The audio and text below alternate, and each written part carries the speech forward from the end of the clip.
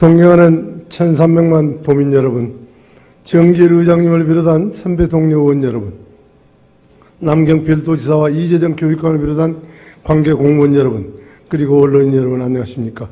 도시환경위원회 소속 부천 출신 더불어민주당 김영엽 의원입니다.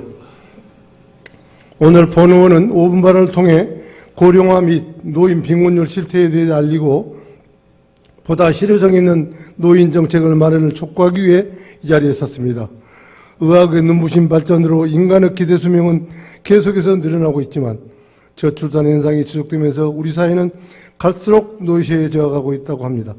우리나라는 지난해 65세 이상의 노인들이 약 735만 명으로 전체 인구의 14.2%를 차지하며 고령사회에 접어들었다고 합니다. 고령화 사회에서 고령사회로 가는데 프랑스 115년, 미국 73년, 일본 23년이 소요됐으나 대한민국은 17년밖에 걸리지 않았다고 합니다. 당초 통계청은 우리나라가 2018년에 고령사회를 2026년에 초고령화 사회를 맞이할 것이라고 예측했는 바 지난해 예상보다 1년 빠르게 고령화 사회로 진입함에 따라 초고령화 사회도 그리 멀지 않았을 전망이 우시한 상황입니다. 고령화로 평균 수명이 늘어난 만큼 노후 생활도 길어졌습니다. 고령사회 진입에 고령층 인구는 늘어가지만 빨라진 은퇴 시기로 경제활동에서 제외되면서 고령층의 삶은 그리 녹록지가 않습니다. 특히 60세 이후로 갈수록 소득과 소비가 급감하며 소비 지출 중 식료품 및 보건의료비 비중이 크게 증가한 것으로 나타났습니다. 지난해 12월 통계청에서 발표한 한국의 사회 동향에 따르면 한국의 66세 이상 노인들의 상대적 빈곤율은 2013년 49.6%로 OECD 국가 평균인 12.6%보다 현저하게 높게 나타나 있다고 합니다. 노인의 빈곤 문제가 어제 오늘의 일은 아니지만 급속한 고령시대에 접어든 우리나라의 현실을 생각한다면 이대로 방치해서는 절대 안 될 것이라고 생각하는 바입니다. 경기연구원 자료에 따르면 경기도에 거주하는 베이비부모 세대 4가구 중 1가구는 현재의 경제적 노후 준비 수준을 고려할 때 은퇴 후 절대 빈곤에 처할 것으로 우려된다고 밝힌 바 있습니다. 현재의 경제적 노후 준비 상태로는 절반 정도 경기도 베이비부모 가구가 스스로 생각하는 최소 생활비 마련이 어려울 것으로 우려되는 상황입니다.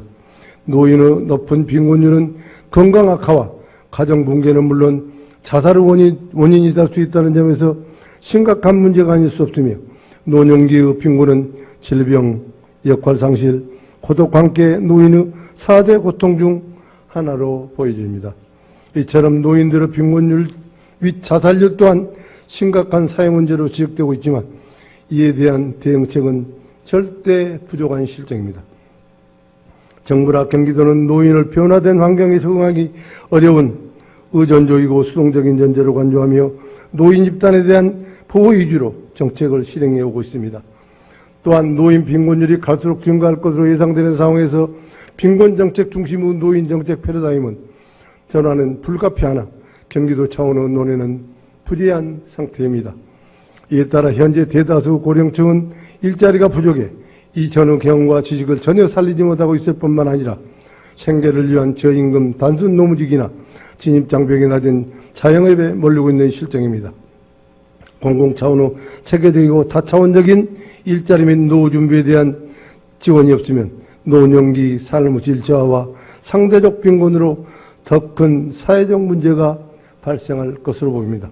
지사님, 본 의원은 노인들이 청년들에 비해 노동 능력이 떨어지기 때문에 생산 능력 또한 뒤처질 것이라는 생각은 부정하지 않겠습니다만 그분들은 오랫동안 축적된 경험과 지혜를 활용할 수 있는 기반을 마련해 줄 수만 있다면 훌륭한 사회적 차원이 될 수 있을 것이라고 생각합니다. 이에 따라 경제적 노후 준비와 함께 건강 일자리 등 다차원적인 노후 준비가 이루어질 수 있도록 구체적인 대책이 수립되어야 할 것입니다. 고령화 및 노인 빈곤에 대한 보다 더 심도 있고 실효성 있는 특단의 대책을 마련해 주시길 당부드리며 이상 5분 자유관을 마치겠습니다. 끝까지 경청해 주셔서 대단히 감사합니다.